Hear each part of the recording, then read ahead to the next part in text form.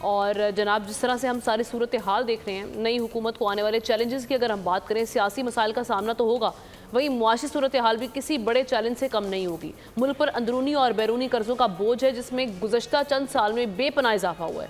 معاشی تجزیہ کاروں کے مطابق پاکستان کے لیے اندرونی اور بیرونی قرضے اب ناقابل برداشت ہو چکے ہیں اور نئی حکومت کو خراب معاشی صورتحال سے نبرد آزما ہونے کے لیے ایک جامع اکنامک مینجمنٹ منصوبے کی ضرورت ہوگی، جس کے لیے تمام سیاسی جماعتوں میں اتفاق رائے ضروری ہے۔ اب ان حالات میں ہمارے سامنے سوال یہ ہے کہ نئی حکومت کے لیے قرضے کی ادائیگی کتنا بڑا چیلنج ہے، کیا نئی حکومت ملک کو تاریخی قرضوں کے چنگل سے نکال پائے گی؟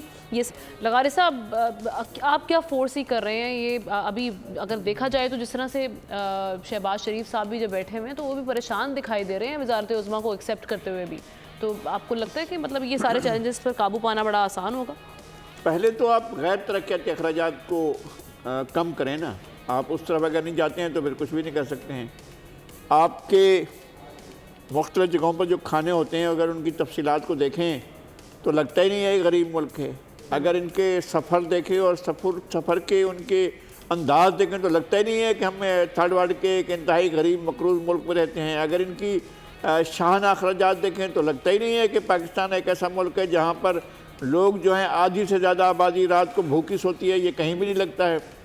مسئلہ یہ ہے کہ آپ نے اگر یہی طے کرنا ہے جی کہ ہم نے وہ آخری حد تک غریب کے منہ سے نوالا چھین کر وہ اپنے اس میں شامل کرنا ہے، اپنے خزانے میں شامل کرنا ہے، تو شاید آپ زیادہ عرصے تک ایسا نہیں کر پائیں گے۔ ابھی کہا گیا ہے کہ جناب یہ تجویز آئی تھی اور آئی ایم ایف نے بھی آپ کو کہا ہوا ہے کہ آپ ریئل اسٹیٹ پر ٹیکسیشن کی طرف جائیں، ریٹیلر کی طرف جائیں، آپ ایگریکلچر کی طرف جائیں اور دوسرے شعبوں کی طرف آپ کو وہ کہہ رہے ہیں، لیکن آپ جس طرف بھی جاتے ہیں آپ کو ہاتھ رکھنا چاہتے ہیں تو آپ کے اوپر ایک بہت رد عمل شدید قسم کا آتا ہے۔ جس زمانے میں جی ایس ٹی کا نفاذ ہو رہا تھا، کراچی میں ہم دیکھ رہے تھے کہ کس طرح سے حالات خراب ہو رہے تھے اور یہاں پر باقاعدہ ہڑتالیں ہو رہی تھی اور مسائل بنے ہوئے تھے، تو آپ اپنا ٹھیک دائرہ آپ تک نہیں بڑھا پائے ہیں۔ آپ ٹیکسیشن جو ہے آپ کی وہ مناسب نہیں ہے، آپ ایک اچھا بیس نہیں بنا پائے ہیں ٹیکسیشن کے لیے۔ پاکستان بہت امیر ملک ہے لیکن آپ کی ٹیکسیشن کی بیس بہت کمزور ہے۔ ایک تو یہ مسئلہ ہے، اور دوسری مسئلہ یہ ہے کہ اب خدا کے واسطے یار بند کریں یہ جو سلسلہ ہے کہ ہم گملوں میں پالیں گے اور پھر وہاں سے ان کو بناؤ سنگار کر کے اور ان کو لا کر آپ بٹھا دیں گے اور پھر کہیں گے اچھا یہ اچھا نہیں لگ رہا ہے، اس کو ہٹاؤ اس کو بٹھاؤ۔ یہ سلسلہ بند ہونا چاہیے۔ ایک نیچرل روٹ سے لوگ آئیں، عوام کے طریقے سے آئیں، تو آ کر آپ اقتدار سنبھالیں، پھر ہم ان سے بھی وہ کریں۔